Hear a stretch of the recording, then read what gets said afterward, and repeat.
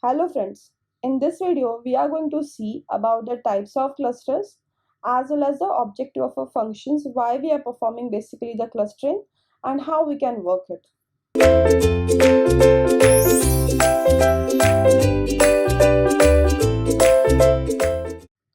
So first we'll see the types of clusters.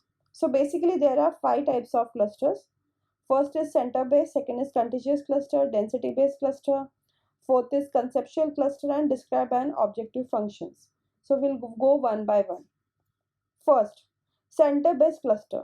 See, in this cluster, what we are doing, we are dividing it with a center, right? So this is my first center and this is my second center. So I can say whatever the data will be present in this, the centered of this cluster is this.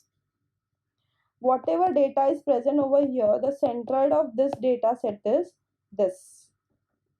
But when we say not well separated, so that time we can say overlapping of data or overfitting of a data is present. So cluster is a set of objects such that an object in a cluster is closer to the center of a cluster than to the center of any other cluster, right? The center of a cluster is often called as a centroid. The average of all the points in a cluster or a midoid, the most representative point of a cluster. Contagious and density based cluster. See, in a contagious based cluster, each point is closer to at least one point. Each point is at least closer to the one point and its cluster than to any points in another cluster. So we can say each and every point is very closer and through that we form the cluster. Fine. Next is density based cluster. In the density based cluster, the clusters are regions of a high density and separated by a region of a low density. So we can say this is high density cluster and this is low density cluster. Right, these two are the high density cluster and this is very low density cluster, this one, right? So these three are the very high density where we having a lots of clusters together, lots of data together are merged, right? Conceptual cluster. Conceptual cluster points in a chapter share some general property that derive from the entire set of points. A point in the intersection of the circle belongs to the both. See, here we are forming one of the rocket science, right? Not as it is not a rocket science, but we are forming one shape through this cluster. There is no distance between the both of the clusters, but with the help of the different formation of some part of cluster, we can say there are one and two clusters, right? The conceptual clusters are hard to detect since they are often not a center based, right?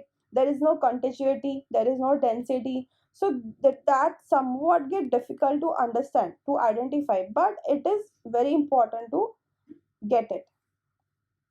Next is objective function. The base clustering minimizes or maximizes an objective functions. First is to minimize the sum of square error. What we do, we calculate the summation of x minus m of I, where x is the data point in a cluster and m is the center for the cluster as the mean of all the points in the cluster, and the two squares is the L2, that is normation, that is a Euclidean distance. Are you getting it? So through that we are calculating the sum of square errors. Problem occurs is that enumerate all the possible ways of dividing the points into the cluster and evaluate the goodness of each potential set of cluster by using a given objective function, that is normalize of Hardeshan is present, right? Next, the global objective function and a local objective function. When we work with a global objective function, typically it uses the partitional clustering, that is k-means, right?